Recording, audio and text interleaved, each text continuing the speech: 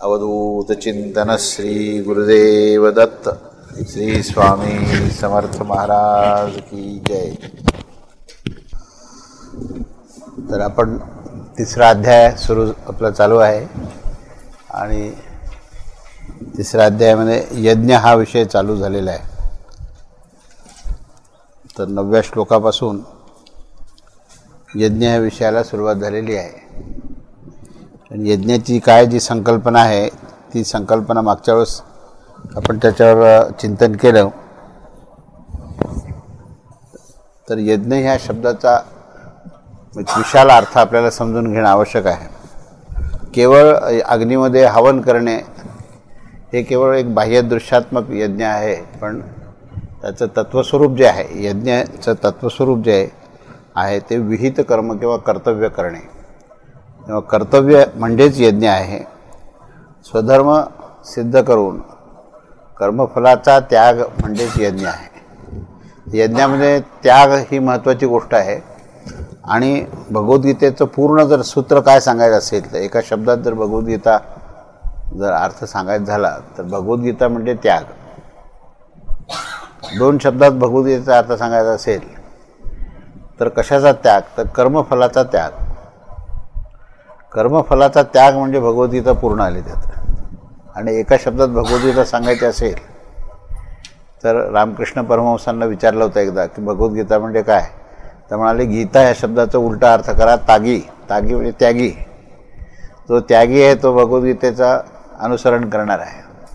जिथे त्याग आहे ती भगवद्गीता आहे. आणि त्याग म्हणजेच यज्ञ आहे. आणि त्याग जो आहे तो कशाचा त्याग आहे, तर त्याग हा कर्मफलाचा त्याग आहे, जे आसक्तीचा त्याग आहे. कर्मफलामध्ये जी आसक्ती असते त्या आसक्तीचा त्याग म्हणजे भगवद्गीतेचा संदेश.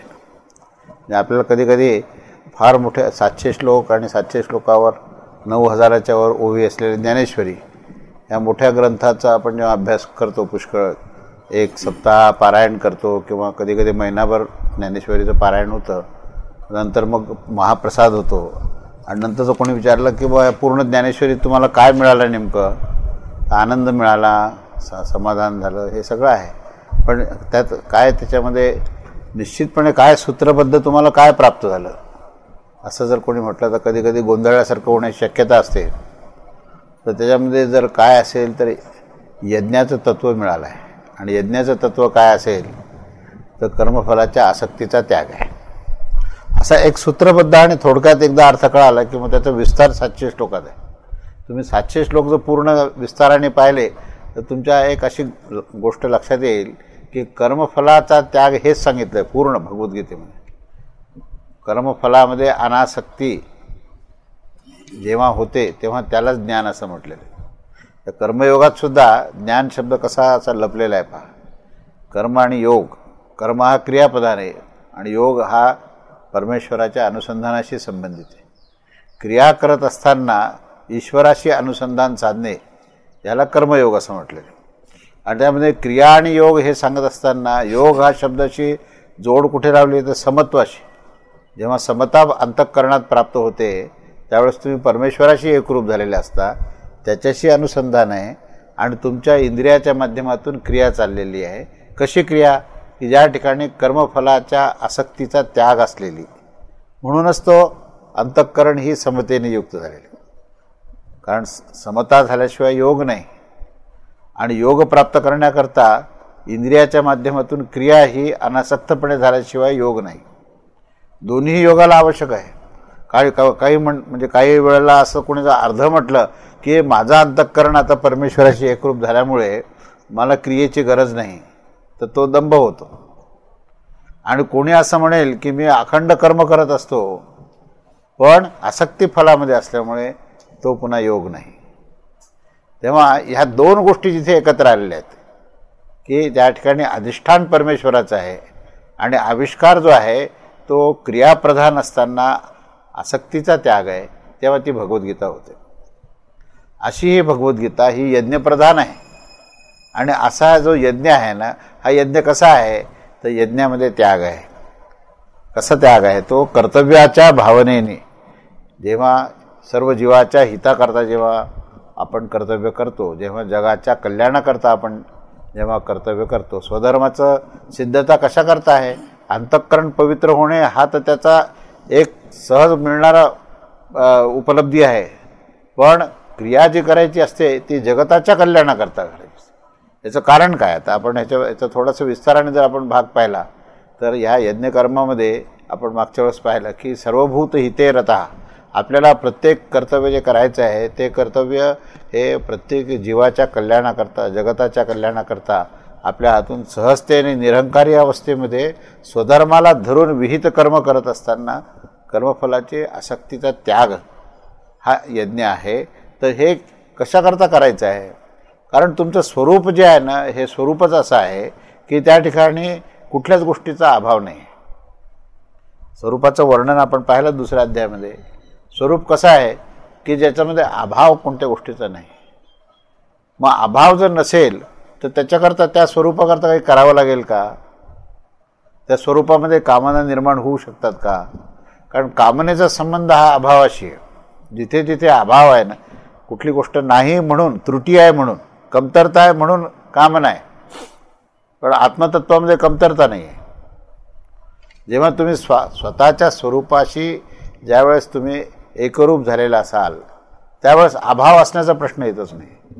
तरी पण तुम्हाला प्रकृती उपलब्ध आहे. मग प्रकृतीमध्ये जर क्रिया करायची असेल तर तुम्ही स्वरूपाकरता क्रिया कराल का? आपल्या आत्मतत्वाला काहीतरी प्राप्त व्हावं म्हणून तुम्ही क्रिया कराल का? होऊ शकत नाही. कारण आत्मतत्व हे परिपूर्ण आहे. त्या आत्मतत्वाकरता काहीच करायची गरज नाही. मग उरलं काय? मग तर क्रिया जी करायची ती जगताच्या कल्याणाकरता करायची. याचं कारण आपल्याला कळालं पाहिजे. नाही तर लोक म्हणतील बा तुम्ही लोकांचं कल्याण करायला सांगता, मग आमच्याकरता आम्ही केव्हा करायचं? प्रश्न लोकांच्या मनामध्ये निर्माण होऊ शकतो. आम्ही लोकांकरता सगळं करतो, आमच्याकरता कोणीच करत नाही. हे सगळे प्रश्नाची जी सगळी मोठी अशी शृंखला तयार झाली आहे, याचं मूळ कारण असं की आम्ही आमच्या ठिकाणी बसलेलोच नाही ना. आमच्या घरातच आम्ही बसलो नाही, दुसऱ्याच्या घरात बसलो आम्ही. मग दुसऱ्याच्या घरात बसल्यानंतर अभावच अभाव आहे. आपण पाहतो ना, पुष्कळ प्रवासाला आपण लांब निघून गेलो की पहिल्यांदा जाताना बरं वाटतं. 1 दिवस 2 दिवस 4 दिवस 8 दिवस झाले की मग घरची आठवण येते. मग असं म्हणतो की जाऊ द्या, ठीक आहे, ताजमहल खूप चांगला आहे, मसुरीचं वातावरण चांगलं आहे, सगळं चांगलं आहे, आता घराकडे चला. काय? आणि एकदा घरी आलं एकदा की मग सगळ्यात क्षीण बाहेर निघायला लागतो. मग विश्रांती घ्यावी वाटते. म्हणतो आपल्या घरी आल्यावर आपल्याला बरं वाटतं आणि निघताना आपल्या घराचा खूप कंटाळा आला म्हणून निघालेलं आहे. म्हणजे मनुष्याचं कसं आहे की स्वतःच्या स्वरूपामध्ये तो खरं म्हणजे अधिष्ठित आहेच, पण त्याला नाही कळत. आणि तो आसक्त असतो प्रकृतीमध्ये, आणि प्रकृतीत आसक्त असल्यामुळे अभाव आहे, अभावामुळे कामना आहेत. पण जर तो स्वरूपाशी एकरूप झाला तर अभाव नाही, त्या ठिकाणी कामना नाही. आणि जर कामना नसेल तर स्वतःकरता काही करण्यासारखं नाही. म्हणून कर्मयोगाची निर्मिती कुठून झाली असेल तर स्वरूपाच्या ज्ञानातून झालेली. केवळ प्रकृतीच्या ज्ञानातून कर्मयोग नाही आहे, कारण त्याचं कर्म आणि योग आहे. स्वरूपाशी एकरूपता आहे आणि प्रकृतीमध्ये क्रिया आहे. अशा ह्या 2 गोष्टी एकत्र आल्यामुळे तो कर्मयोग आहे. आणि त्या कर्मयोगामध्ये यज्ञाचीच प्रधानता आहे. आणि यज्ञ म्हणजेच विहित कर्म अनासक्त भावाने. तेव्हा असा हा यज्ञ आपण मागच्या वेळेस 9व्या श्लोकामध्ये पाहिलं की यज्ञाच्या निमित्ताने केल्या जाणाऱ्या कर्माव्यतिरिक्त दुसऱ्या कर्मामध्ये जर मनुष्य गुंतला असेल तर त्या कर्माने तो बांधला जातो. पण आसक्तीरहित जर त्यांनी यज्ञकर्म कर्तव्य केलं तर मात्र तो आपल्या स्वतःच्या आनंदात, स्वतःच्या स्वरूपामध्ये तो एकरूपतेने आनंदाने तृप्तपणे राहू शकतो. म्हणून विहित कर्म आणि स्वधर्म हे आपल्याला प्राप्त असलेल्या प्रकृतीच्या अनुसार हे आपल्याला करायचं आहे. पुढे 10व्या श्लोकामध्ये प्रजापतीने काय केलं आहे आणि प्रजापतीने आज्ञा काय दिली आहे हे सांगितलं आहे. की प्रजापतीने असं सांगितले की कल्पाच्या पूर्वी यज्ञाच्या बरोबर त्यांनी प्रजा निर्माण केली.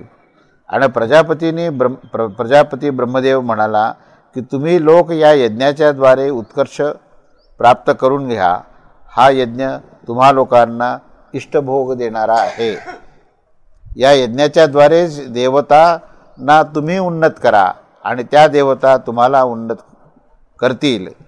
अशा प्रकारे एकमेकांना उन्नत करीत परमकल्याण तुम्ही प्राप्त करून घ्याल. असा हा 9वा 10वा आणि 11वा श्लोक आहे. म्हणजे त्यांनी चक्र सांगितलं. देवदेवता ज्या आहेत, आपण मागच्या वेळेस हा 9वा 10वा आणि 11वा घेतला, मी थोडा आढावा घेत पुढे चाललो आहे मी. तर ह्या देवदेवता ज्या आहेत ह्या आपल्यामध्येच अधिष्ठित आहेत. आपल्या इंद्रियाच्या अधिष्ठानालाच देवदेवता आहेत. ह्या देवदेवतांनाच भोग प्राप्त होत असतात. आपण भोग कधी घेतच नाही. मनुष्य नावाचा जो प्राणी आहे ना, मनुष्य देह प्राप्त झाल्यानंतर भोग प्राप्त करण्याची जी कल्पना आहे ना, तीच मुळातून अज्ञानमूलक आहे.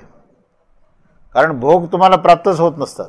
प्रत्येक इंद्रियाच्या अधिष्ठानाला देवता बसलेल्या आहेत आणि त्या देवतेंनाच तो भोग द्यायचा असतो आणि आपण अनासक्त होऊन आत्मतत्वात बसायचं असतं. पण आपण काय करतो, त्या देवदेवतेंना भोग न देता आपण स्वतःच्या भोगाकरता, स्वतःच्या सुखाकरता आपण हे प्रयत्न करतो. पण भोग तर प्राप्त होत नाही, पण दुःख प्राप्त होतं. भोग प्राप्त होतच. मनुष्याची क्षमता भोग प्राप्त करण्याची अजिबात नाही आहे. मनुष्याची क्षमता काय आहे तर कर्म करण्याची आहे, तपस्या करण्याची आहे. त्याची क्षमता कुठे हे जर त्याच्या लक्षात आलं आणि त्याचं स्थान कुठे हे जर त्याच्या लक्षात आलं तर मनुष्य हा पूर्ण तृप्त आणि आनंदी होऊ शकतो. मनुष्य हा सर्वज्ञ होऊ शकतो. पण त्याचं स्थान चुकलं आणि त्याने आपली क्षमता जर ओळखली नाही तर मात्र तो निश्चित दुःखी होऊ शकतो आणि पुन्हा बंधनात येऊ शकतो. तर क्षमता काय आहे त्याची? क्षमता तपस्या करण्याची, क्षमता जी आहे कर्तव्य करण्याची, स्वतःचं विहित कर्म करण्याचं पूर्ण अधिकार त्याला दिलेला आहे. ती स्वाधीनताच त्याला दिलेली आहे. पण नेमकं ह्याच्या उलट तो विचार करतो की तो काय म्हणतो की माझी जी क्षमताच नाही, मी पराधीन आहे, मी प्रारब्धवश मला जे आहे जसे प्रारब्धात असेल तेच मला भोगावे लागतात. म्हणून ज्याच्यामध्ये त्याची स्वाधीनता आहे त्या स्वाधीनतेच्या अनुसारच, जी स्वाधीनता आहे ना ती स्वाधीनतेच्या अनुसारच जर स्वहित कर्म करत असेल तर त्या ठिकाणी कुठलाही प्रश्न येणारच नाही आहे. पण तो म्हणतो की प्रारब्धाच्या अनुसार माझे भोग आहेत आणि म्हणून मला हे भोग भोगलेच पाहिजेत. अरे तू भोग योनीच नाही आहे. इथे बघा तुम्ही मनुष्याबद्दल जेव्हा वर्णन करतात तेव्हा काय म्हणतात की मनुष्याला आपल्या देवदेवतेंना हवन करून आपण मुक्त व्हायचं आहे. त्याला आपल्या इंद्रियाच्या अधिष्ठानात ज्या देवदेवता आहेत त्यांनाच निमित्त करून यज्ञामध्ये आपण देवदेवतेंना आवाहन करतो. प्रत्येक देवतेचं नाव घेऊन आपण हवन करतो. हे हवन करण्याचं, जी तपस्या करण्याचं स्वातंत्र्य, ही स्वाधीनता ही मनुष्याला दिलेली, ही त्याची क्षमता आहे. आणि त्याचं स्थान कुठं आहे तर त्याचं स्थान स्वरूपामध्ये आहे. हे सिद्ध केव्हा होईल? स्वरूपात तो बसलाय का नाही बसलाय ते सिद्ध व्हायला खूणगाठ काय की जो जेव्हा अनासक्तपणे ज्यावेळेस तो कर्म करतो तेव्हा तो स्वरूपातच असतो.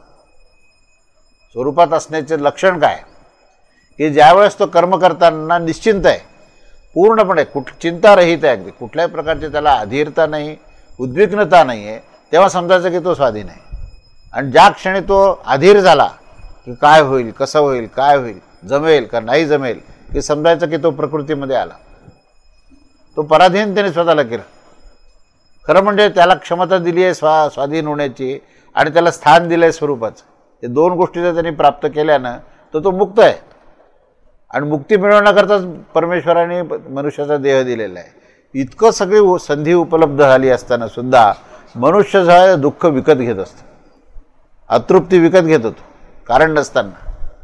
की तुम्ही जर जेव्हा अनासक्तपणे कर्म कराल, तुमचं जे काही तुम्हाला नियोजित असलेलं शास्त्राच्या अनुसार तुम्हाला जे काही कर्म दिलेलं आहे ते कर्तव्य तुम्ही यज्ञकर्माच्या भावनेने जर तुम्ही कराल आणि तसं तुम्हाला एकदा साध्य झालं तर लक्षात घ्या की तुम्ही स्वरूपामध्ये बसलेला.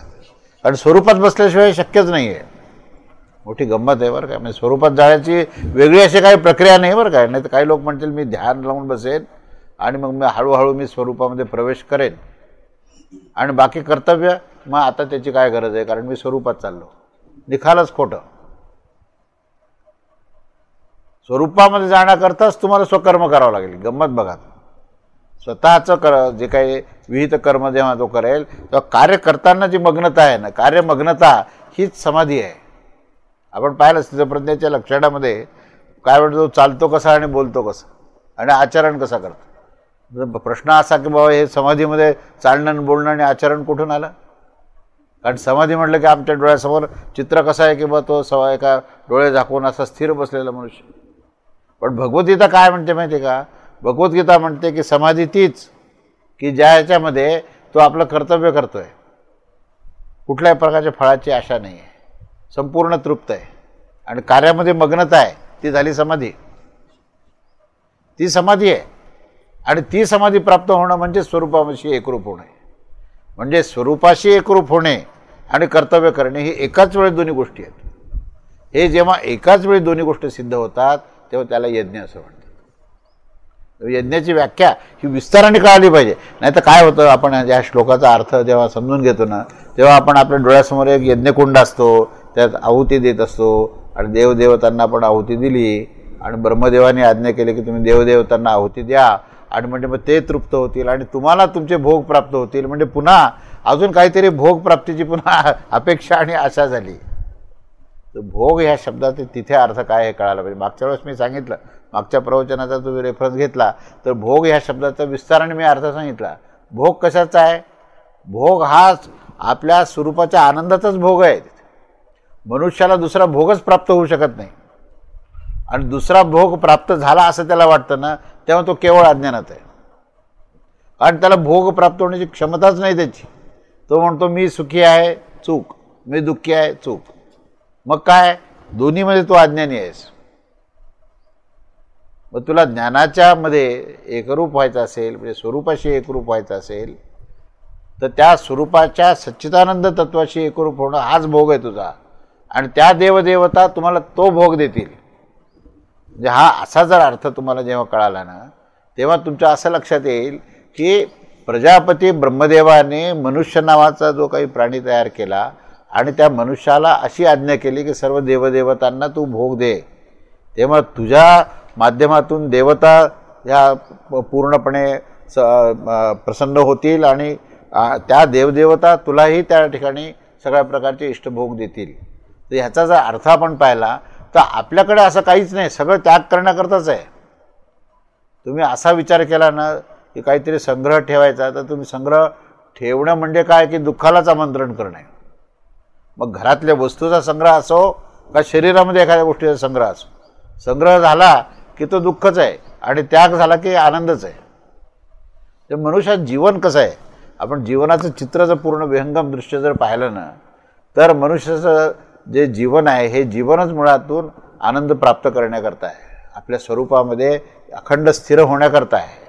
आणि जे जे म्हणून काही आपल्याला प्रकृतीच्या निमित्ताने जे जे काही त्रिगुणामध्ये जे गुण प्राप्त झालेले आहेत, जे विहित कर्म प्राप्त झालेले आहे, त्या कर्माच्या माध्यमातून तुम्हाला सारखा त्यागच करायचा आहे आणि त्या त्यागातच आनंद आहे. हीच भगवद्गीतेची शिकवण आहे. आणि ह्या यज्ञाची जी संकल्पना त्याच माध्यमातून सांगितलेली आहे. तेव्हा पुढे 12वा श्लोक जे सांगतो तो असा आहे की इष्टान भोगान हि वह देवाः दास्यन्ते यज्ञभाविताः तैहि दत्तान अप्रदाय एभ्याय भुंक्ते स्तेनः एव सहा. यज्ञभाविताः, यज्ञाने पुष्ट झालेल्या देवता तुम्हा लोकांना इष्टभोग निश्चितपणे देत राहतील व त्या देवतांना दिलेले भोग जो पुरुष त्यांना न देता भोगतो तो चोरच आहे. पुढचं बघा, आम्ही परवा बृहदारण्यकामध्ये पंचम ब्राह्मण पहिल्या अध्यायातल्या पंचम ब्राह्मण ह्याचा हाच विषय पूर्णपणे याच्यामध्ये यज्ञ संकल्पनाच त्यात दिलेली आहे. आणि याच्यामध्ये हा जो विचार आहे ना तो विचार त्यात मांडलेला आहे. काय विचार मांडला आहे की तुम्ही जे काही अन्न शिजवता किंवा तुम्ही जे काही भोग तुम्हाला जे काही प्राप्त होतात ते भोग हे आता पुढचाही श्लोक आपण घेऊ. त्या दोन्ही श्लोक एकत्र आहेत की यज्ञशिष्टानः संतो मुच्यन्ते सर्वकिल्बिषैः भुंजते ते व्यहम पापा ये पचन्त्यात्मकारणात. यज्ञशिष्टाशिनः, यज्ञ झाल्यावर शिल्लक राहिलेले अन्न, जे शिल्लक राहिलेले अन्न जे पुरुष खातात किंवा जे स्वीकारतात ते सर्व पापातून मुक्त होतात. आणि जे पापी लोक स्वतःच्या शरीर पोषणासाठीच केवळ अन्न शिजवतात ते पापच खातात. हे दोन श्लोक एकत्र आहेत, 12वा आणि 13वा. याचा फार विस्ताराने विचार करण्यासारखी गोष्ट की मनुष्याची जी प्रवृत्ती आहे आता ह्या काळामध्ये विशेषतः, आता आपण ह्याचा जर विचार केला तर आपल्याला जे जे म्हणून काही आपण प्राप्त होतं, मग ते अन्न वस्त्र निवाऱ्याच्या रूपात किंवा संपत्तीच्या रूपामध्ये जे जे काही प्राप्त होतं त्याचे सगळेच्या सगळे जसेचे तसे भोग जेव्हा आपण घेतो तेव्हा ते भोग नसून ते पापच आहेत. अन्न तुम्ही शिजवलं, अन्न शिजवल्यानंतर जर तुम्ही त्या अन्नाचा नैवेद्य दाखवला नाही, वैश्वदेव केला नाही, ते अन्न देवदेवतेंना जर अर्पण न करता किंवा आलेला अतिथी जो आहे त्याला न देता तुम्ही केवळ ते अन्न शिजवायचं आणि फक्त स्वतः खायचं, तर ते अन्न हे अन्न न राहता ते अन्न म्हणजेच पाप आहे, असा याचा शब्दशः अर्थ आहे. ते अन्न हे अन्न राहू शकत नाही. तसंच तुम्हाला जे जे काही भोग दिलेले आहेत ते भोग देवदेवतांना त्याचा भाग न देता सर्वच्या सर्व भोग स्वतःच प्राप्त करणं त्याला चोर म्हटलेलं आहे. आणि जो अन्न कोणालाही न देता, वैश्वदेव सुद्धा करत नाही, कुठल्याही प्रकारचं यज्ञकर्म न करता, कोणत्याही प्रकारे देवदेवतांना आणि अतिथींना अन्न न देता जो पूर्णपणे स्वतःच ते ग्रहण करतो तर ते पापच आहे. त्याच्या विपरीत, त्याच्या विरुद्ध यज्ञ झाल्यावर यज्ञकर्म करताना त्यामध्ये वैश्वदेव हवन केलं. वैश्वदेवाची संकल्पना काय? वैश्वदेव म्हणजे विश्वपातळीवर असलेला जो देव आहे, याच्यामध्ये सर्व देवदेवता येतात.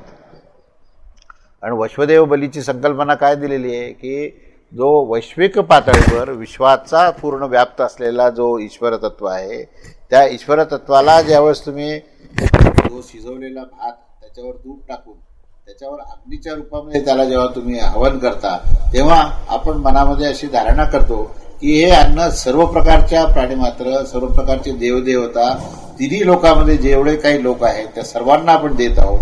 तो वैश्वदेव त्यांना दिल्यानंतर जे मग उरलेला जो भात आहे, उरलेलं जे अन्न आहे ते शेष अन्न आपण जेव्हा ग्रहण करतो तेव्हा ते अन्न जे आहे ना ते तुम्हाला सर्व पापापासून मुक्त करतं. आणि जर तुम्ही ते तशा प्रकारचं कोणालाही हवन न करता जर तुम्ही सर्वच्या सर्व अन्न जर आपण ग्रहण केलं तर ते अन्न हे पाप आहे. ही संकल्पना आपल्याला विशाल अर्थाने पाहायला पाहिजे.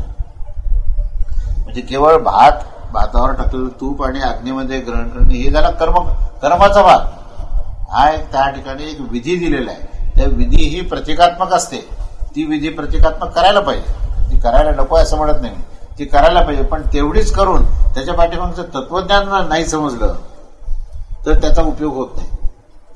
तर म्हणून जे जे म्हणून आपल्याला प्राप्त झालेलं आहे प्रारब्धवश आणि आपल्या पुरुषार्थाने दोन्हीने, पूर्वकर्माच्या प्रारब्धाने सुद्धा जे काही तुम्हाला प्राप्त होतं आणि आज जे काही तुम्ही पुरुषार्थ केलाय त्याच्याही परिणामाने तुम्हाला जे प्राप्त होतं त्या सर्व प्राप्त गोष्टीमध्ये जोपर्यंत तुम्ही त्याच्यामध्ये दानाचा भाग ठेवत नाही, त्या समाजासाठी जे गरजू आहेत त्या सगळ्यासाठी जोपर्यंत तुम्ही त्याच्यामध्ये काही आविर्भाग त्याच्यातला हा निश्चित त्याचा ठेवत नाही, तोपर्यंत जर सगळं तुम्ही ते जर ग्रहण केलं तर त्याला चोर असं म्हणतो. अगदी आपण अगदी म्हणजे प्रत्यक्ष जीवनाचाच विचार केला तर आपण म्हणतो ना की बाबा इन्कम टॅक्स द्यायला पाहिजे. हा इन्कम टॅक्स देणं म्हणजेच हे आविर्भावाचे पूर्ण म्हणजे जे काही त्याला द्यायचंय हा इन्कम टॅक्स देतो. म्हणजे आपण काय करतो किंवा 1,00,000 रुपये कमवले तर 20-25 हजार रुपये जे आहेत हे आपल्याला राष्ट्राकरता देशाकरता द्यायला पाहिजे. हेच ते वैश्वदेव बली आहे. आणि जो मनुष्य तो 25,000 न देता लाखच्या लाख आपल्याकडे ठेवतो त्याला आपण ब्लॅक मनी असं म्हणतो. तेच पाप आहे. तुम्ही आता केवळ म्हणजे भात आणि भातावरचं तूप आणि यज्ञात टाकणं इतकेच मर्यादित विचार न करता तुम्ही विशाल जर विचार केला तर तुमच्या असं लक्षात येईल की सरकार सुद्धा तुम्हाला म्हणतं ना अरे तुमचं एवढं उत्पन्न आहे ना त्याचा एवढा भाग तुम्ही या देशाच्या विकासाकरता, समाजाकरता, जे लोक गरजू आहेत त्यांच्याकरता ते द्यायचं आहे म्हणून कायदे केले त्याकरता. कायद्याने बंधनात्मक आहे, पण मनुष्य त्याच्यातही चोऱ्या करतो आणि मग त्याला चोरच म्हटलेलं आहे ना. मग सांगा इन्कम टॅक्स ज्यांनी बुडवलं की नाही काय की त्याला बरोबर त्याच्यावर धाड पडते इन्कम टॅक्सची आणि त्याला त्याच्यावर जी काही कायद्यानुसार जे काही क्रिया आहे ती सगळ्या त्याची ऍक्शन होते त्याच्यावर. तर हा झाला तो भाग. पण अगदी प्रत्यक्ष आपण जे काही अन्न वस्त्र निवारा आपल्याला जे मिळतो त्याच्यामध्ये सुद्धा तुम्ही दान करणं आवश्यक आहे. तुमच्याकडे अतिथी आली, श्रेष्ठ पुरुष आले, महापुरुष आले तर तुम्ही त्याला अन्नदान वस्त्रदान हे करायलाच पाहिजे. तुम्ही म्हणाल बाबा काय करायचं आता हे सगळे आले तर कुठे खर्च करायचा आपल्याला, काहीतरी एक निमित्त मात्र म्हणून काहीतरी त्याला तात्पुरतं द्यायचं किंवा न दिल्यासारखं करायचं काय, आणि बाकी मात्र आपल्याकरता सगळे भोग ठेवायचे, तर त्याला चोर आणि पापीच म्हटलेले आहे. म्हणजे पूर्ण समाजामध्ये जर तुम्हाला संतुलन ठेवायचं असेल तर जिथे त्याग आहे तिथे संतुलन आहे. जर त्यागच नसेल तर संतुलन होणार नाही. जिथे केवळ भोग असेल ना त्या ठिकाणी संतुलन होणारच नाही. कारण प्रत्येक मनुष्य जर भोगी झाला आणि त्याग जर कोणीच केला नाही तर सगळं समाजाचं संतुलन बिघडेल. हे जसं समाजामध्ये आहे तसं संबंध त्रिलोकामध्ये सुद्धा हाच नियम आहे. त्रैलोक्यामध्ये ब्रह्मदेवाने सुद्धा जी सृष्टी निर्माण केली आणि त्यामध्ये भूभुवः स्वहा म्हणजे हा भूलोक आहे, त्याच्यानंतर अंतरिक्ष आहे आणि स्वर्गलोक आहे. ह्या तिन्ही लोकांमध्ये सुद्धा जे अनेक जीव आहेत त्या सगळ्या जीवामध्ये त्याग हा आवश्यक आहे. आणि त्यामध्ये मनुष्याला ह्या तिन्ही लोकाला सांभाळण्याची जबाबदारी दिलेली आहे. त्यामुळे सगळ्यात महत्त्वाचं जर काय असेल तर आपण तैत्तिरीय उपनिषद आणि बाकीच्याही उपनिषदाचा संदर्भ घेतला तर आपल्याला असं लक्षात येईल की मनुष्य नावाचा जो काही एक जीव तयार झाला की ज्या जीवात्म्याला जेव्हा मनुष्याचा देह दिला त्यावेळेस ब्रह्मदेवाने काय म्हणून केलं का तो दिला होता तो देह, की त्या देह देण्यामध्ये त्याचा उद्देशच असा होता की जेणेकरून त्यांनी त्रैलोक्याचं पूर्ण संतुलन सांभाळावं. आम्ही तर आमच्या घराचं संतुलन नाही सांभाळत. आमच्या घराच्या भोवताली जो कचरा आहे किंवा जो काही जे काही वातावरण असतं त्या वातावरणामध्ये प्रदूषण निर्माण करतो. मनुष्याला जबाबदारी दिली आहे त्रैलोक्याचं संतुलन सांभाळण्याचं. मग देवदेवतांना हवन आहे. अंतरिक्षामध्ये सुद्धा जे गंधर्व आहेत, पितर आहेत, पितरांना सुद्धा तर्पण आहे किंवा पितरांना सुद्धा हवन आहे. तर हे पितरांना सुद्धा आपण तृप्त करणे, ऋषीगणांना ब्राह्मणांना सगळ्यांना तृप्त करणे, हा पंचयज्ञ तिथे सिद्ध करणे. कशाकरता पंचयज्ञ? ह्या त्रैलोक्यामध्ये संतुलन सिद्ध करण्याकरता आहे. ही संकल्पना आहे ही. आणि केवळ ती विधिविधानाच्या नुसार केवळ एक कर्मकांडाचा भाग नाही तर ती मनाची आणि अंतःकरणाची धारणा आहे. ती धारणा जर तुमची निश्चित झाली आणि त्या धारणेच्या अनुसार तुमच्यामध्ये त्यागाची वृत्ती झाली तर त्रैलोक्यात संतुलन होईल, अंतरिक्षात संतुलन होईल, भूलोकात संतुलन होईल. आणि आम्ही आता फक्त विचार काय करतो आमच्या घरापुरता किंवा आमच्या देशापुरता, मग टॅक्स दिलं म्हणजे सगळं होईल. टॅक्स घेणारे सुद्धा पुन्हा त्याचा दुरुपयोग करतात आणि टॅक्स देणारे सुद्धा टॅक्स बुडवतात. सगळेच एकमेकाला फसवत असतात. ही फसवण्याच्या प्रक्रियेमुळे पूर्ण संतुलन सगळं बिघडलं आहे प्रकृतीचं. या भूलोकाचं संतुलन बिघडलेलंच आहे आणि त्रैलोक्याचा तर कुठेच विचार नाही. आज आपण त्याची गती प्रगती ज्याला आपण म्हणतो की नाही, ती गती प्रगती कशाबद्दल आहे? केवळ आधिभौतिक गोष्टीचा विचार आहे फक्त. पण अधिदैविक आणि आध्यात्मिक हे जे आणखीन दोन ज्या गोष्टी आहेत ना की ज्याचा संबंध त्रैलोक्याशी आहे, ज्याचा संबंध जीवात्म्याशी आहे, ज्याचा संबंध परमेश्वराशी आहे, या सगळ्याच्या बाबतीमध्ये जे कर्तव्याची भूमिका आहे त्या कर्तव्याच्या भूमिकेतून तिन्ही गोष्टीला आपण महत्त्व देणं आवश्यक आहे. ते तिन्ही गोष्टीला महत्त्व केव्हा होईल? जेव्हा तुम्ही हवन करून तुम्ही जे प्रत्येक देवदेवता आणि पितरगण आणि वैश्वदेव ह्या सगळ्यांना तुम्ही हे हवीर द्रव्य दिलं, हवन केलं तर ते सगळं संतुलन होईल. आणि नंतर मग शिल्लक असलेलं अन्न जेव्हा मनुष्य ग्रहण करेल तेव्हा त्याचा केवळ निर्वाहच नाही तर त्याचं पापाचं क्षालन होईल. कारण पाप जे आहे ना, पाप कशामुळे होतं? आसक्तीमुळे पाप होतं. पापाचं मूळ कारण काय आहे की पाप जे आहे हे भोगवृत्तीमुळे होतं. पापाचं मूळ जर कारण काय असेल तर मनुष्याच्या ज्या इच्छा असतात ना त्या इच्छेतून जे ते विपरीत कर्म घडतं, जे म्हणजे स्वधर्माच्या विपरीत अशा प्रकारचं धर्म परधर्माच्या अनुसार जो आपण जे विपरीत कर्म करतो त्याच्यामुळे पाप आहे. तर हे जे सगळ्याचं सगळं अन्न ग्रहण करणे हे एक प्रकारे स्वधर्म सोडण्याचाच विषय आहे. आणि स्वधर्म म्हणजे परधर्माचा स्वीकार केला तर ते पापाची उपलब्धी होतेच. म्हणून या ठिकाणी यज्ञ झाल्यावर जे शिल्लक झालेले अन्न आहे ते शिल्लक झालेले अन्नच हे ग्रहण केलं पाहिजे. त्याच्यातच तुमचा श्रेयस्कर मार्ग आहे, त्याच्यातच श्रेष्ठत्व आहे आणि त्याच्यातूनच तुम्ही सर्व पापातून मुक्त होता. अशा प्रकारे हा 13वा श्लोक आहे. त्यानंतर 14वा आणि 15वा या 2 श्लोकामध्ये त्याने पूर्ण हे सृष्टीचं चक्र कसं आहे आणि त्रैलोक्यामध्ये हे सृष्टीचं चक्र कसं चालतं आणि त्या सृष्टीच्या चक्रामध्ये तुमचा संबंध कसा आहे हा विषय या ठिकाणी मांडलेला आहे. की अन्नात भवन्ति भूतानि पर्जन्यात अन्नसंभवाः यज्ञात भवति पर्जन्यो यज्ञ कर्मसमुद्भवः कर्म ब्रह्मोद्भवं विद्धि ब्रह्माक्षरसमुद्भवं तस्मात् सर्वगतं ब्रह्म नित्यं यज्ञे प्रतिष्ठिता. आता हा 14वा आणि 15वा श्लोक जो आहे ना तो परमेश्वराचं कार्य कसं आहे आणि यज्ञकर्म जे आहे हे जसं आपण कसं व्यक्तिगत व्यष्टी पातळीवर यज्ञकर्म कसं करायचं हे जसं सांगितलं आहे तसं समष्टी म्हणजे संबंध ब्रह्मांडामध्ये हे यज्ञकर्म कसं चाललेलं आहे ह्याचं वर्णन पूर्ण सृष्टीच्या क्रमाचं वर्णन केलेलं आहे. की हे अन्नापासूनच सर्व प्राणी निर्माण झालेले आहेत आणि अन्नाची जी निर्मिती आहे ही पर्जन्यापासून झालेली आहे. पर्जन्याची जी निर्मिती आहे ही यज्ञकर्मातून झालेली आहे. यज्ञकर्माची निर्मिती ही कर्मातून झालेली आहे. कर्माची निर्मिती ही वेदापासून झालेली आहे. वेदाची जी निर्मिती आहे ही अविनाशी परब्रह्म परमेश्वरापासून झालेली आहे आणि परब्रह्म परमेश्वर स्वतः अविनाशी सर्वव्याप्त तत्व असून तो सर्वत्र असल्यामुळे तो त्या यज्ञामध्ये प्रतिष्ठित आहे. असा आहे. आता शब्दशः अर्थ असा आहे. शब्दशः अर्थ ह्या 14व्या आणि 15व्या श्लोकाचा त्यांनी अन्न पर्जन्य यज्ञ कर्म वेद आणि परमेश्वर ह्या 5 गोष्टी सांगितल्या आहेत. ह्या 5 गोष्टी कशा आहेत तर परमेश्वरापासूनच सर्व निर्मित आहे. परब्रह्म परमेश्वर निर्गुण निराकार तत्व जे आहे ब्रह्मांड व्याप्त आहे. पण तो जेव्हा सगुण साकार होतो त्यावेळेस त्याच्या मुखातून जे काही वेद निर्माण झाले अपौरुषीय अवस्थेमध्ये त्याच्या मुखातून वेद निर्माण झाले आणि त्या वेदातून काय सांगितलं आहे तर वेदामध्ये मुख्य सांगितलं की तुमचं आचरण कसं असावं. म्हणजे श्रुती आणि स्मृती या वेदातून बाहेर निघालेत. त्यामध्ये स्मार्थकर्म म्हणजे स्मृती आहेत ते स्मृती हे आचरणशास्त्र दिलेले तुमचं नित्यविधी विधान काय आहे हे तुम्हाला त्या वेदातून मिळालेलं आहे. म्हणून वेदातून कर्म कसं करावं याची दिशा दिलेली आहे. ते कर्म विहित कर्म तुम्हाला करायचे हे वेद सांगतात म्हणजे परमेश्वरच सांगतो आणि त्या कर्माच्या माध्यमातूनच यज्ञ सिद्ध होणार आहे. जेव्हा तुम्ही कर्म करता तेव्हा ते कर्माचा जो तुमचा विहित कर्म विहित कर्तव्य करता ते त्यालाच यज्ञ असं म्हटलेलं आहे. आणि तसं यज्ञ ज्यावेळेस सिद्ध होत असतो सगळीकडे संतुलित अवस्थेमध्ये तेव्हा त्या यज्ञातूनच पर्जन्य निर्माण होतो. पर्जन्यसुद्धा व्याप्त आहे.